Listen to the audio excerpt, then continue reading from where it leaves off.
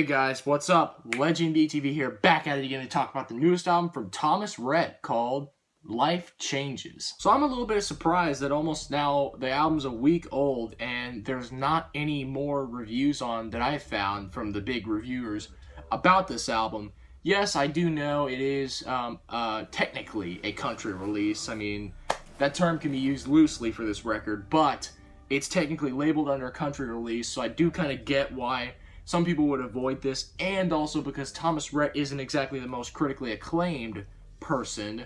In fact, if you saw Spectrum Pulse's review of the 2015 album Tangled Up, you'd know that, yeah, not everything is peaches and cream with this guy's music for the critics. But I am here, though, to actually talk about it and give Thomas Rhett a fair shot, because I'm actually not seeing the appeal. And what I mean by that, actually, is I'm not seeing the hate towards this guy. Like, I'm not seeing what makes this guy's music so abominably awful. I mean, sure, a lot of it is cliche, forgettable radio drivel, but there was actually a couple of songs by him that were kind of decent. Star of the Show is one from his last album. I think he released it like as a deluxe single. And Die a Happy Man, I actually thought was kind of a sweet song. I mean, yeah, you could draw references to the Thinking Out Loud ripoff that a lot of people called it. But still, if you don't think about that, it's actually a pretty sweet song. And I mean, I can definitely see whoever he's singing this to really loving the really chill vibe and really the beautiful song overall. I mean, I don't think the song's like, you know, fantastic or anything, but I definitely think that, like, it's definitely a sweet song, and I mean, that's kind of nice. It's a nice song, and even though it's not really country, I mean, it's definitely, like, not a song that I feel like should be part of an artist that's, like, as hated as Thomas Rhett is, because, I mean, man, Thomas Rhett is, like, incredibly hated by, like, you know, full-on country fans, the people who want, like, all old classic real country all the time. And basically here, what we got with this new album, some of the singles from this thing started popping up. Unforgettable, I thought was actually pretty good. I mean, sure, once again, it's not exactly really country. I mean, there's definitely a lot of tropes on this record that really are pretty much modern top 40 tropes. We have songs that are kind of like Chainsmoker EDM songs on this record. We have kind of dance hall songs, which we'll get to in a minute. Yeah, I mean, it's pretty much a top 40 style country album, like a pop country album, kind of similar to stuff like Sam Hunt's Body Like a Back Road, which we'll get to in a few days. Boy, we'll get to that. Anyways, though, that's not what we're talking about today. We're talking about the newest album from Thomas Rhett. And how is it? Well, I definitely don't think this is a bad album at all. Honestly, I think parts of this are really good. It's not consistently great, but well, the good songs do stick out as being pretty good songs, not really amazing ones, but still, the good songs do stick out as being pretty good. Like Craving You, one of the singles from this thing featuring Maren Morris. Honestly, I thought the vocals on this track were good. The production, I feel like it could have been a little bit less blocky, maybe just, yeah, a little more smooth or something, but still, I do kind of like the song. I like the chorus of the song. It's really good. Yeah, overall, just a solid, catchy, fun pop song. Yeah, it's pretty much a pop song, though.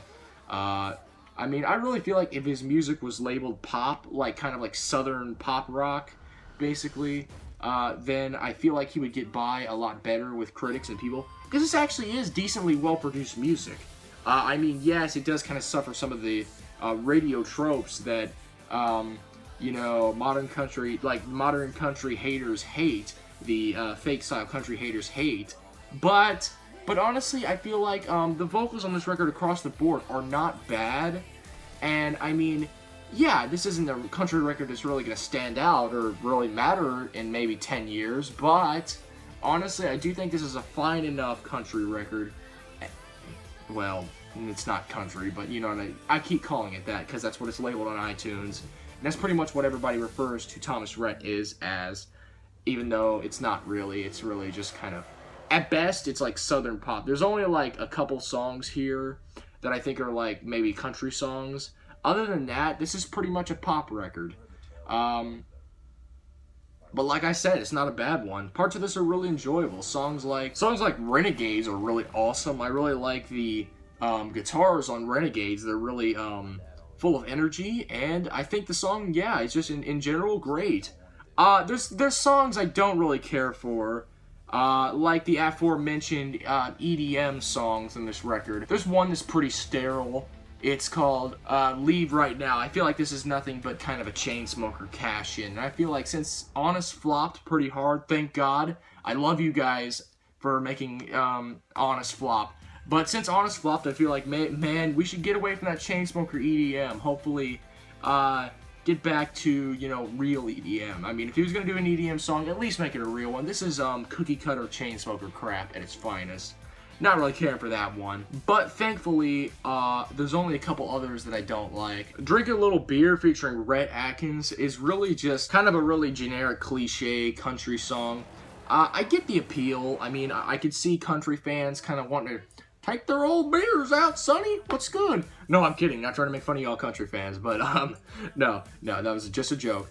But anyways, I just think the song's a little bit too riddled in cliches. Because, I mean, how many songs are about drinking beer? Like, come on. That's a little unoriginal. Which, I mean, of course, I'm fine with unoriginality in music. But this song in general strikes me as a little annoying, too. Also, Marry Me is just kind of boring, too. Other than that, the record is fine. I mean, it's not, you know, like I said, fantastic or anything. But it is, like, parts of this really impress me. Songs like A Gateway Love on here actually has a hint of that dance hall beat that I was referring to earlier, and how he wanted to pretty much cash in on that trend. But I will actually admit, I actually like this one.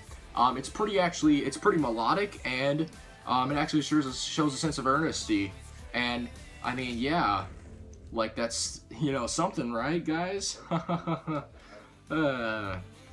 Anyways, though, I honestly don't think Thomas Rhett should be deserving all the hate that he gets. Sure, his music is far from country, but if you look... Ow, oh god, sorry, I'm ripping off a Band-Aid, it hurts so bad. Okay, but if you look on the iTunes ratings, somebody on there said that he even said that this album wasn't supposed to be under the country label. It's just that it was there. He claimed it was like EDM ballads and like all kinds of bull crap. Honestly though, not a bad record. I'm thinking a pretty decent 6 out of 10 is appropriate. It's a decent record. Is it one I'm really all that crazy about? No. I'm just saying, I'm being fair in saying that there are good tunes in here. I'm not just going to judge it as a country record. I'm judging it as a pop record.